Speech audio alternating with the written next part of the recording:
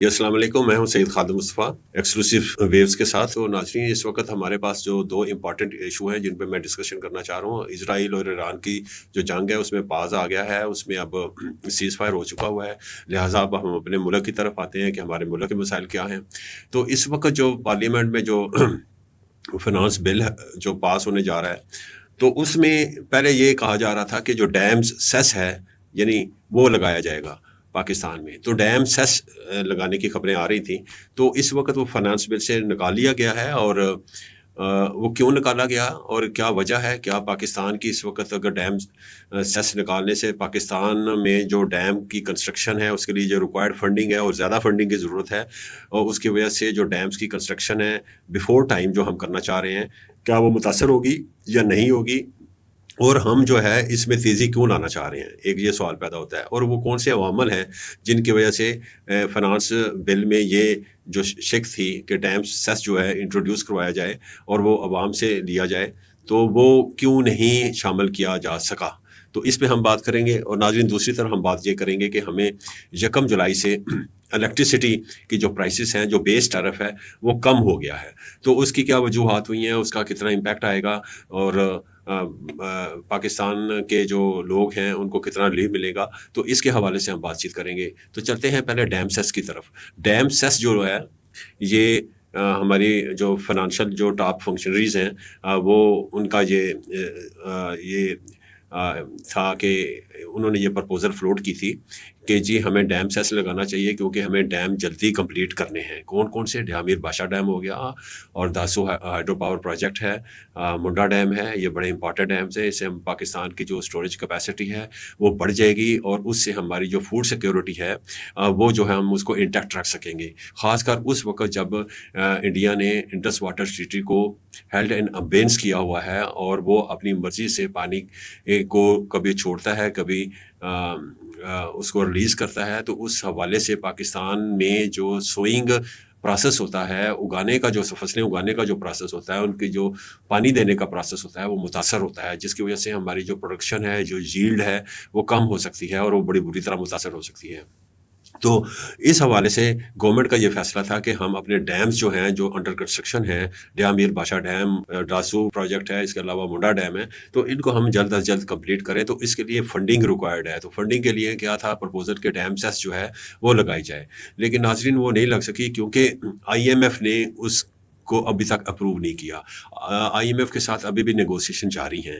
I am F نے پوچھا ہے پاکستان سے کہ یہ کیا ارجنسی ہے آپ کو کہ آپ ڈیم سیس لگانا چاہ رہے ہیں اور وہاں سے آپ فنانسنگ کا جو ارینجمنٹ کرنا چاہ رہے ہیں ڈیمس کو مکمل کرنے کے لیے اور جلد از جلد مکمل کرنے کے لیے. تو جب انہوں نے پوچھا، سوال و جواب جاری ہیں ویسے گورنمنٹ آف پاکستان کے اور آئی ایم ایف کے ساتھ. تو آئی ایم ایف کا یہ سوال تھا کہ ارجنسی کیا ہے. تو انہیں یہ بتایا گیا کہ ارجنسی یہ ہے کہ جو انڈیا ہے اس نے ہماری جو انڈس واٹر ٹریٹی ہے اس کو سسپینڈ کر دیا ہوا ہے، اور وہ ہمارے پانی کو مینوپولیٹ بھی کرتا ہے بار بار، اور ہو سکتا ہے آنے والے دنوں میں وہ ڈائیورژن بھی کرے. تو اس خیال کو مد نظر رکھتے ہوئے، اس خدشے کو مد نظر رکھتے ہوئے، پاکستان جو ہے وہ چاہتا ہے کہ اپنے جو ڈیمز ہیں خاص کر انڈس میں وہ جلد از جلد کمپلیٹ کرے. تو اس حوالے سے یعنی کہ سوال و جواب ابھی ہو رہے ہیں. اور اب اس پہ جو پرپوزل آئی تھی شروع میں، یہ ایف بی آر والوں نے پرپوزل دی تھی کہ ڈیم سیس لگا دیا جائے. اب اس کی موڈیلٹیز طے ہونی باقی ہیں کہ کیسے جو ہے ڈیم سیس جو ہے وہ کیسے یعنی کہ کیسے وہ لوگوں سے حاصل کیا جائے گا اور کس شکل میں کیا جائے گا. آیا وہ جو ہے الیکٹریسٹی کے بلوں کے ذریعے اکٹھا کیا جائے گا یا گیس کے بلوں کے ذریعے اکٹھا کیا جائے گا؟ کیسے اکٹھا کیا جائے گا؟ لیکن جو ministry of water and resources ہے، انہوں نے جو پرپوزل دیا تھا وہ یہ تھا کہ آپ جو این ایف سی میں جو شیئر ہے صوبوں کا، اس میں سے کچھ حصہ جو ہے نا وہ ڈیم سیس فنڈ کے لیے آپ جو ہے وہ رکھ دیں، تاکہ ہمیں جو ہے نا وہاں سے ہم یوٹیلائز کرتے رہیں اس رقم کو. لیکن ناظرین، میں آپ کو بتانا چاہتا ہوں کہ یہ جو سیس کی کہانی ہے یہ بڑی لمبی ہے اور بڑی پرانی کہانی ہے، اور اس میں پاکستانی عوام کے ساتھ پہلے بڑا دھوکہ ہو چکا ہوا ہے. وہ کیسے ہوا ہے وہ میں آپ کو بتا دیتا ہوں.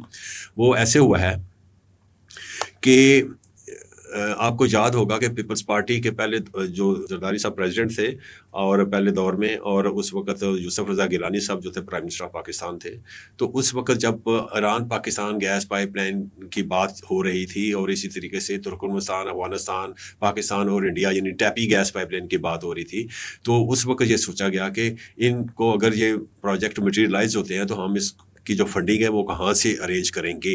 تو لہٰذا اس ارینجمنٹ کو مد نظر رکھتے ہوئے ایک گیس انفراسٹرکچر ڈیولپمنٹ سیس لگائی گئی تھی، اور اس کی مد میں جو وہ سالوں سال وہ اکٹھی ہوتی رہی، اور تقریباً 800 سے 900 بلین روپیز اکٹھے کیے گئے.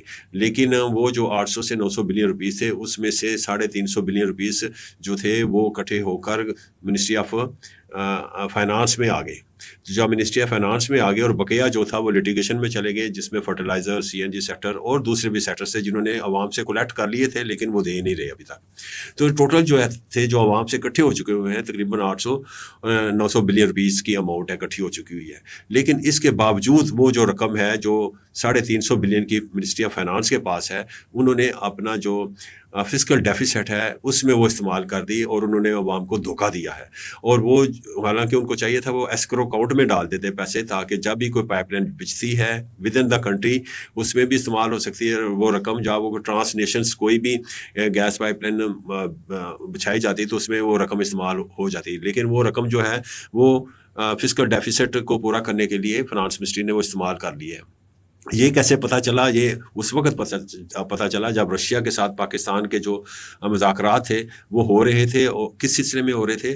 وہ ہو رہے تھے Pakistan stream gas pipeline بچھانے کے چکر میں ہو رہے تھے. اور وہ بڑا امپورٹنٹ پروجیکٹ تھا جو نارتھ سے لے کر ساؤتھ تک جانا تھا، یا ساؤتھ سے نارتھ کہہ سکتے ہیں آپ.